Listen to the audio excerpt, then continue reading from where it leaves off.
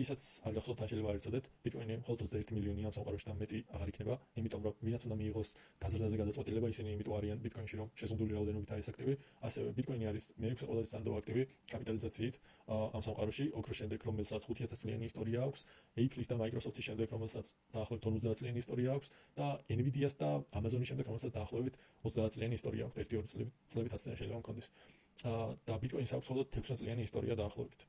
და ის მე-6 ადგილზეა. და ვფიქრობ, რაც დროის გასვლასთან ერთად ეს მონაცემი შეიცვლება და შესაძლოა პირველ ადგილზეც კი გადაინაცვლოს ბიტკოინმა. ამიტომ რისკის გაწევა იმის შესახებ იმაზე, რომ რაღაცა მომენტში იყიდოთ, შეიძლება ძალიან დიდი რისკის შემცველი იყოს, როდესაც თქვენ სპეციალური ცოდნა არ გაგაჩნიათ ამის. იმიტომ რომ ეს უკვე გადადის ტრეიდინგის კომპეტენციაში და გარკვეული გამოცდილება, ინდიკატორების ცოდნა, ეს გჭირდებათ, რომ განსაზღვროთ ის დონეები, სად უნდა იყიდოთ, სად უნდა გაყიდოთ და ასე შემდეგ.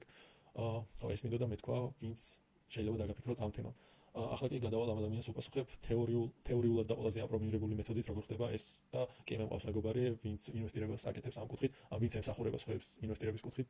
საინტერესო ის არის, რომ თვითონ თავის ბიტკოინს არ ყიდის.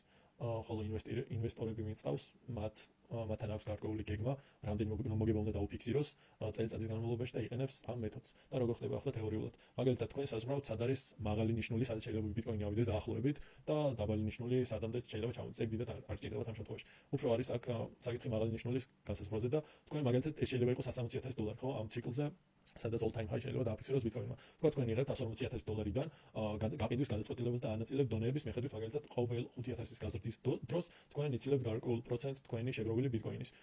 ეს შეიძლება იყოს 10%, 20%, ეგ თქვენ უნდა განსაზღვროთ რა დონეზე რამდენი პროცენტის გაყიდვა გიღირთ. თეორიულად მოკლედ რო ახსნათ ეგაა, მაგრამ თქვენ ასევე გჭირდებათ ინდიკატორების ცოდნა, რომ გაიგოთ როგორ ზემოქმედებს ბაზარი, სად არის ახლა და აი ეგ ნიშნულები რო განსაზღვროთ, მაგისთვის გჭირდება სწორედ ტრეიდინგის გამოცდილება. და თუ თქვენ ხართ პროფესიონალი ტრეიდერი, შეიძლება ეს სტრატეგია არც კი მოგეწონოთ, ზოგადად სავაჭროდ და სხვა მრავალი სტრატეგია არსებობს. მე მაგის განხილვაში ახლა არ შევალ და ამ არხზე შეიძლება საერთოდ არც განვიხილო ეგ რაღაცეები.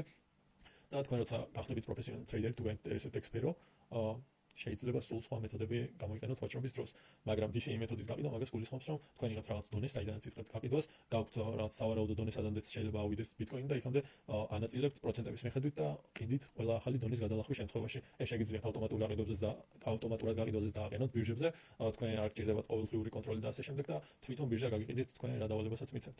მოკლედ სულ ეგ არის. მადლობა და წარმატებები, ვინც გრძელვადიანი მიზნებით ხართ, არ გირჩევთ ეგეთი რისკის აღებას, თუ არაპირებთ, ჩართული იყოთ ყოველდღიურად ამ საკითხში და აკონტროლოთ ბაზარი. კარგი წარმატებებს გისურვებთ, აბადროებით და მადლობა კითხვისთვის.